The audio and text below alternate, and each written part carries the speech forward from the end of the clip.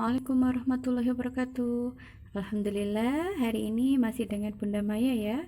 Kali ini kita akan belajar tentang tema, tetap di tema 1, subtema 1. Hari ini hari Kamis, kita berada di pembelajaran 3 dan pembelajaran 4. Nah, untuk pembelajaran 3, kali ini kita akan belajar tentang perambatan bunyi. Jadi, bunyi itu bisa merambat ya anak-anak, melalui 3 jenis media, yaitu benda padat, cair, dan gas. Tetapi bunyi tidak dapat merambat di ruang hampa karena tidak memiliki media yang dapat merambatkan bunyi.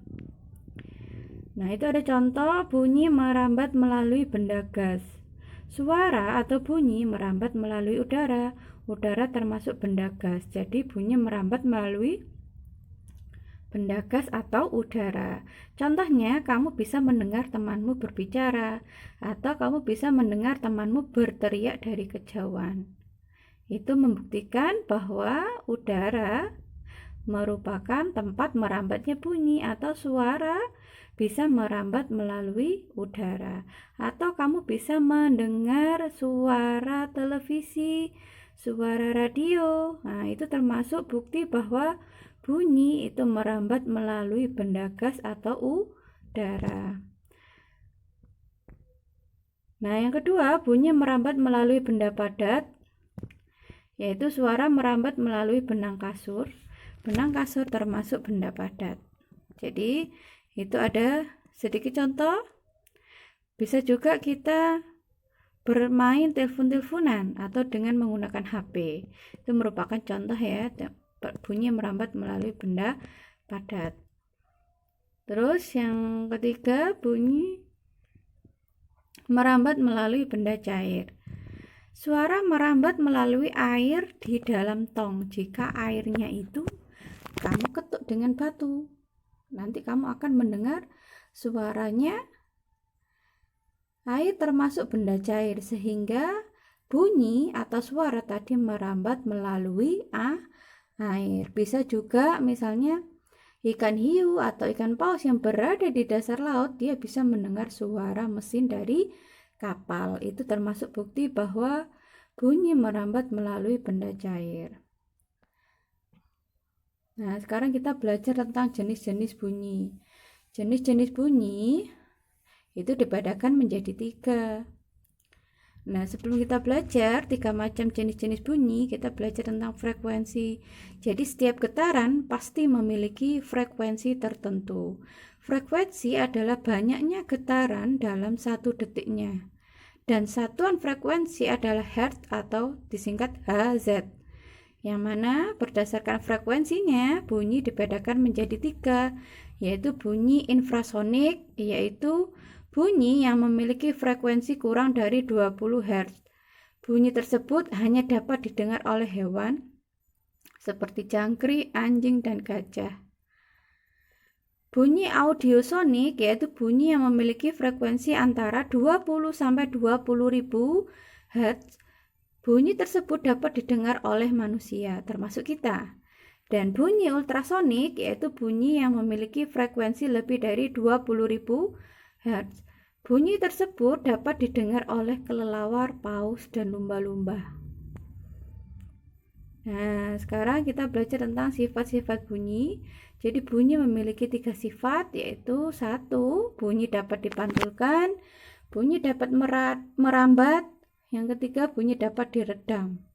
Diredam ini maksudnya dapat dihilangkan, atau kalau seperti air itu dapat dimampatkan. Nah, sekarang untuk penjelasan bunyi,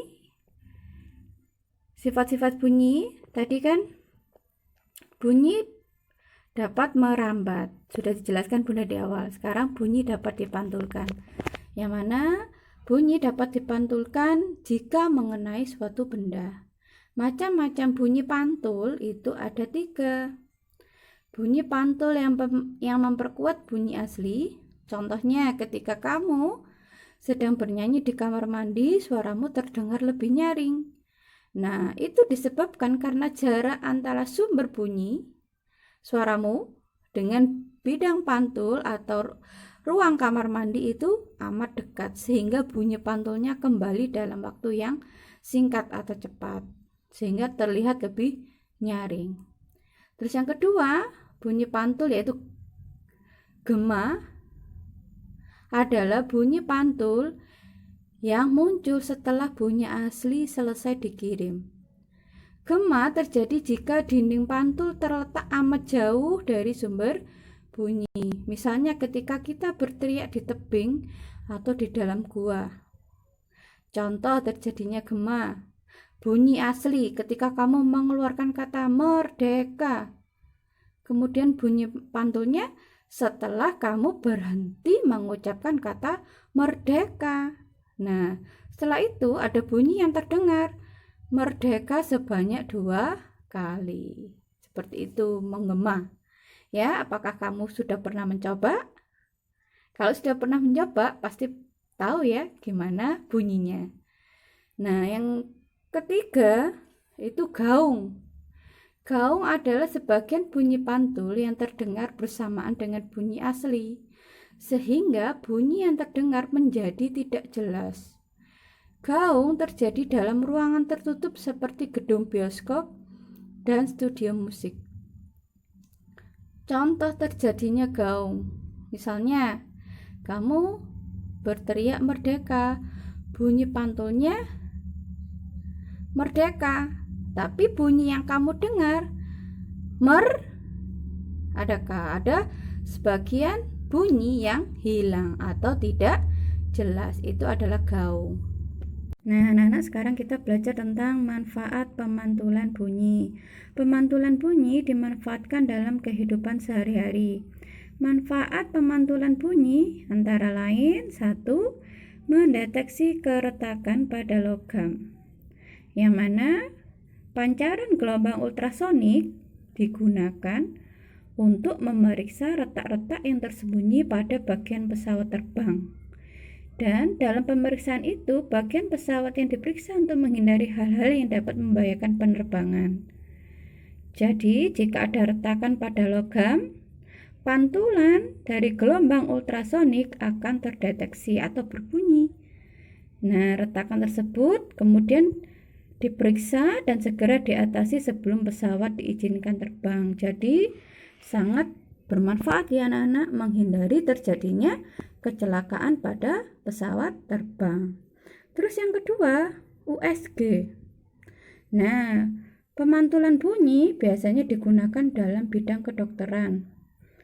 Biasanya menggunakan gelombang ultrasonik yang mana dimanfaatkan untuk melakukan pemeriksaan medis ultrasonografi atau yang disebut USG. Jadi USG singkatan dari ultrasonografi. Misalnya, USG digunakan untuk memeriksa kandungan pada ibu hamil, yang mana alat untuk memindai ultrasonik akan diletakkan pada perut ibu. Kemudian pada layar monitor akan nampak kondisi janin dalam rahim ibu. Jadi kelihatan di dalam bayinya bagaimana dengan menggunakan pemantulan bunyi tadi, yaitu gelombang ultrasonik. Terus yang ketiga, mengukur kedalaman laut. Jadi kita bisa mengukur dalamnya laut itu berapa, yaitu menggunakan pemantulan bunyi.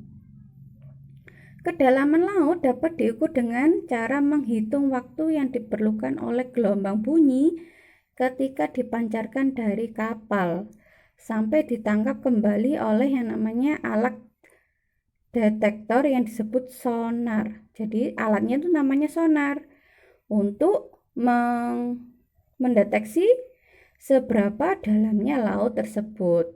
Jadi bunyinya nanti ketika sudah sampai di dasar laut akan diterima yang namanya alat tersebut. Jadi nanti akan diketahui bahwa dalamnya laut itu berapa meter atau bahkan ratusan meter. Terus yang keempat, mengetahui kedudukan benda dalam laut.